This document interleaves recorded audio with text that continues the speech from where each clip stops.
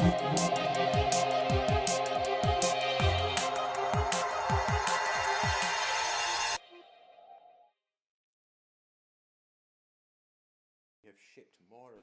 and wife team Phil and Sarah Hagen saw a gap in the market for a healthy food home delivery service on the island and started their company, Healthy Indulgence, in August 2009.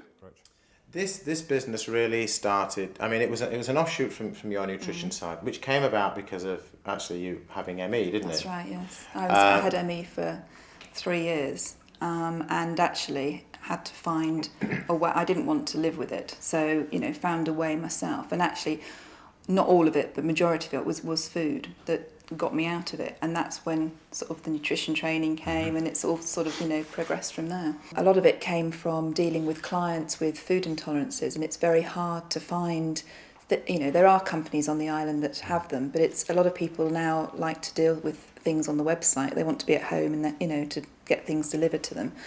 And a lot of the websites on the mainland were charging a fortune, try and send things to the Isle of Wight, and they sort of intake of breath. And so that's where it started, and it's grown from there really, which is now taken off with the food intolerance food and onto our own cereals as well. So we decided to to provide some of our own products, particularly on the supplements. And of course, once you've started to do that, the whole concept and whole idea of it just grows. So what started off as being, we've got our own granola recipe, which is a healthy start to the day, became then the supplements, and then, if you're going to do that, we should have a website. And it progressed through the decision of shop, retail or website, onto the website, and you need to have a range. So you started in the middle of a recession. How did you go about handling things like controlling your costs? Well, I think we talked about this, and starting in a recession is the absolutely best time you can ever think of to start a business. Now is the time to be putting businesses out there. If you can take a business to market without being dragged down with too many costs and debts, you actually position yourself in a very good way to move forward as the market expands. So we literally have taken this, as I sort of regularly say, in Yorkshire style, and don't borrow any more than you have to do, and really look after the pennies. And you've got to be quite critical. But now what's happening is the business is already starting to push us a little bit, and I think that's the principle in a recession. You must make sure it pushes you. Be very active on marketing, but keep the cost down. We're just about to launch I think it's 15,000 leaflet drop, which over the next 6 weeks will be dropped around the island, so we can see which areas we're getting sort of more of the customer base from. So we'll see how that We've goes. done some on the leaflet drops. We found a company where we could do some geodemographic work, which is really key to do that. So we're deliberately dropping the leaflets to start with in the A, B and C1 codes to try and hit the right sort of people. From our point of view, we'll monitor the return on that, and you've got to do that. That's really key about this. It's no good just saying this seems like a good idea. We will monitor the cost of customer acquisition carefully. We will then try one or two of the local publications, the magazines, things like that. Did you turn to any other organisations for business advice or support services? Because of the way we've started it, we haven't needed, other than we've got a very good accountant, and I think that's really key to make sure you've got somebody to, as used to you are to business, it's always good to have somebody to just run things by, because you sometimes miss the office.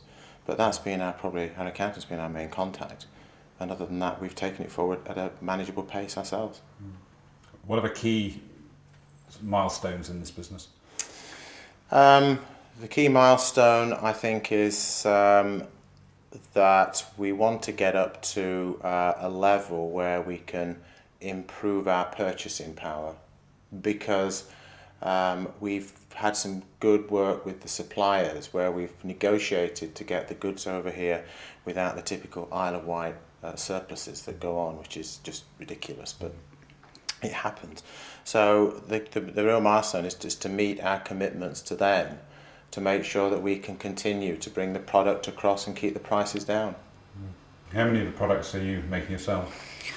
We've got two sorts of the granola, and then a lot of it is all the dried sort of mixed pulses, beans. I don't know, it's quite a range at the moment. I think there's probably about 15 items at the moment. But even today I had a client saying, "Oh, you're going to get these in." So it grows all the time. I think also that, the breakfast cereals, you can be having as much sugar as a bar of chocolate in them, and it's not a great start for anyone, and that's what we were sort of, you couldn't easily buy a breakfast cereal without sugar. What's your most popular product at the moment? Organic cat food. We haven't eaten that one, right? We've actually got several customers that we're doing organic cat food, so yes, that's the biggest one at the moment. But I think followed by the granola, and it's sort of each time someone goes on the website, it's different items now. We decided that Healthy Indulgence didn't just have to be for people. We went to this exhibition, and there's this fantastic range of product there, animal, cat and dog food. And if you look statistically, we're all getting very conscious about high levels of cancer, bowel cancers, colon cancers, that sort of thing. And it's a real problem. A lot of it, is now being traced down to diet. But the same is happening in cats and dogs. So it's not surprising that somebody looks at what becomes a real part of their family and says, I want to treat this the same. So in it came. Just strangely enough, we have shipped more of that stuff out than anything else. I trust they are feeding it to the cats and dogs, that's all I hope. So where do you see yourself, say, in 5 years' time? Do you have any views? South of France.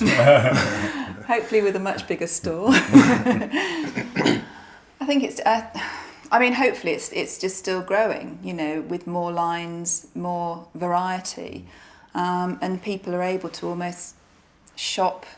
We're not going to be able to do the fresh produce, but they hopefully can shop locally for the fresh produce. And, the rest of it we can deliver to their door. I think that's sort of the aim that we want to get to for them.